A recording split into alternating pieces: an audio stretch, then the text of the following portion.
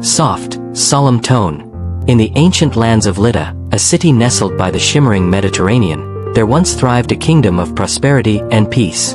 But even the brightest sun casts the longest shadow, and upon this tranquil land, a darkness descended, a monstrous shadow that brought with it an unbearable terror. From the depths of a hidden cavern, a creature of unimaginable horror emerged.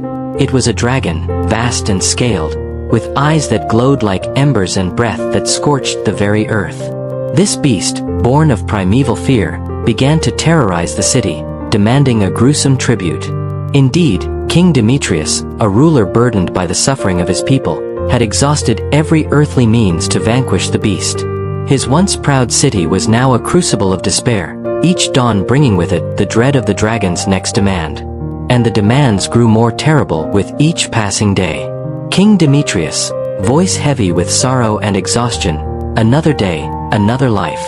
My people, they look to me for hope, but I have none left to give.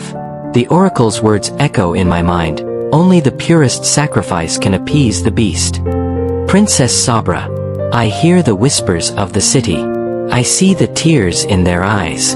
And I see the sorrow in yours, father. King Demetrius looks away, pained. The dragon, its hunger knows no bounds. It has devoured our young men, our innocent children. Now, its shadow looms over the palace itself. The decree, it has come to this. Princess Sabra, a quiet gasp, the lottery? To choose, a maiden? King Demetrius, nods slowly, voice cracking, yes. Each family must offer their daughter, should her name be drawn. It is the only way to delay its wrath, to buy us time. Time that we no longer have. Princess Sabra steps forward, resolute despite her fear. Then let there be no lottery, father. Let the purest sacrifice be made willingly. I will go. King Demetrius, stunned, then anguished, no. Sabra, my daughter. My only child. I cannot allow this.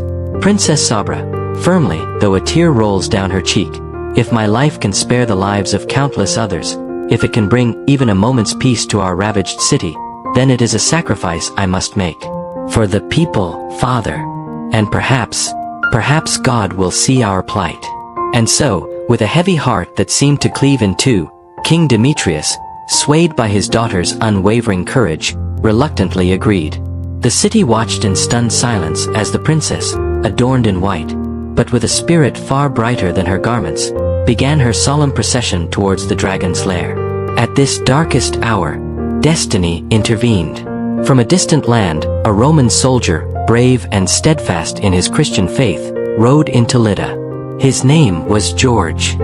He had heard whispers of the suffering in this distant city, tales of a monstrous beast, and felt a call within his heart to investigate, to offer whatever aid he could. George, to himself, dismounting, the air here is heavy with despair. And that sound, a lamentation. What sorrow grips this place? George, approaching cautiously, maiden, why do you walk alone towards such a desolate place? And in such raiment? Princess Sabra looks up, startled, then with a weary resignation. Stranger, you would do well to turn back. This path leads only to death. I am the sacrifice. George, sacrifice? To what abomination? Princess Sabra gestures vaguely towards the cavern entrance, to the dragon. It demands a maiden's life today. My name was to be drawn in the lottery, but I offered myself to spare the others. George, eyes widening in disbelief and anger, a dragon? And your king offers his own daughter to such a beast? What manner of gods do these people serve, that they demand such cruelty? Princess Sabra, softly, we serve no gods but the true God, yet we are powerless against this evil. We have tried everything. George draws his sword, its metal glinting, powerless? I have faced many foes in battle, but never have I seen such despair lead to such an abomination. Tell me, maiden, where does this beast dwell? Princess Sabra, pleading, no. Please, stranger, do not approach. It is monstrous. Its scales are like iron, its breath fire. Many brave warriors have fallen. You will surely die. George, looks at her, a gentle but firm resolve in his eyes. Death is but a passage, princess. But to stand by and watch innocence be consumed by evil, that is a fate worse than death. My faith teaches me that good shall always triumph over evil, if one but has the courage to stand. As George spoke, a newfound hope flickered in the princess's eyes. Here was a man, not of their land, yet possessed of a courage that seemed to defy the very despair that had consumed them. Princess Sabra gasps, "It comes. Please, save yourself." George stands his ground, raising his sword, a prayer on his lips. "I put my trust not in the strength of this blade alone, but in the Almighty God who grants victory to the righteous."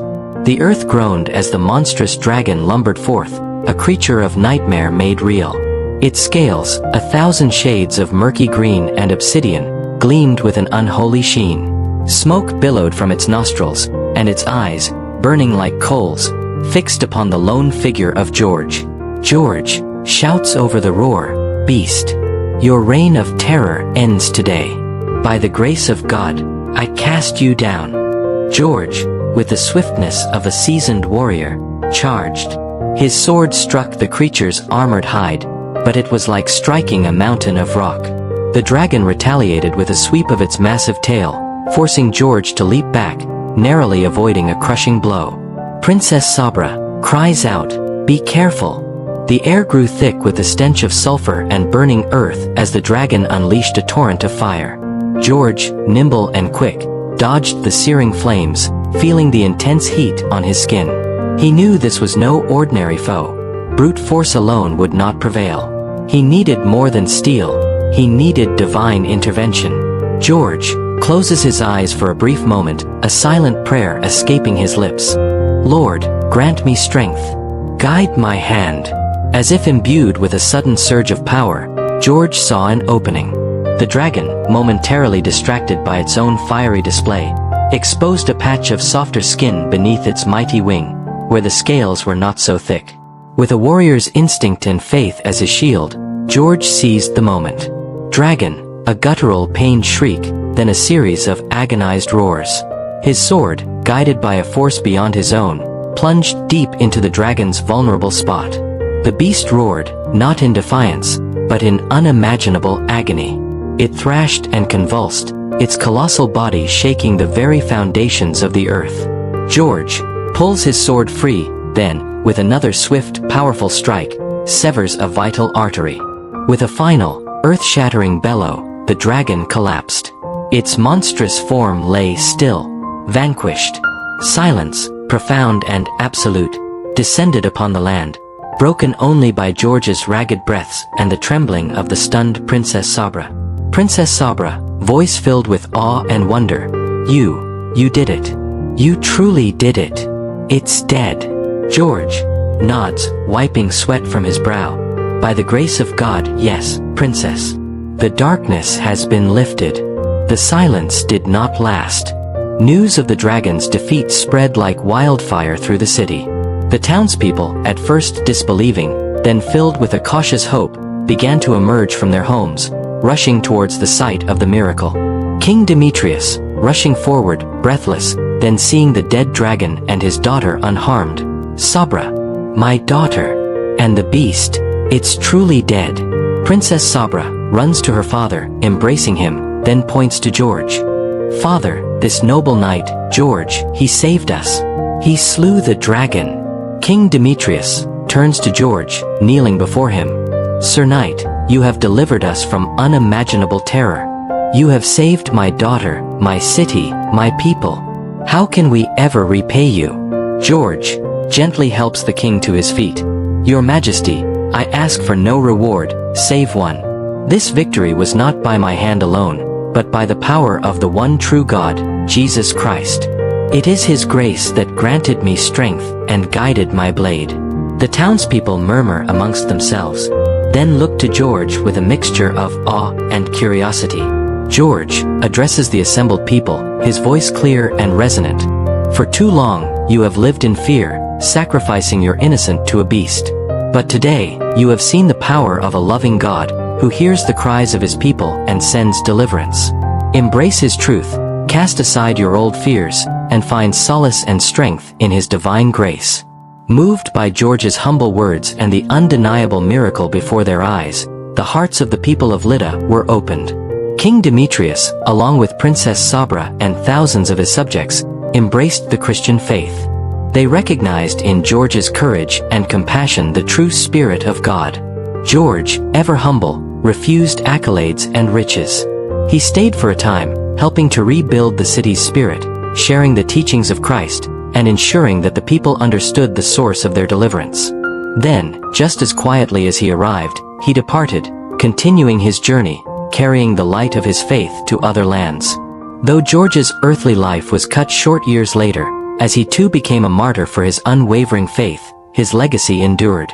The story of St. George and the Dragon became a beacon of hope, a timeless testament to the triumph of good over evil, of faith over despair, and of courage inspired by divine love.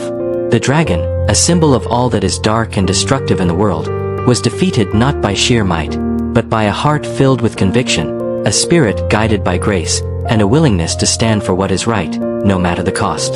And in every generation since, the tale of St. George reminds us that even in our darkest hours, with faith as our shield and God as our guide, we too can overcome the dragons in our own lives.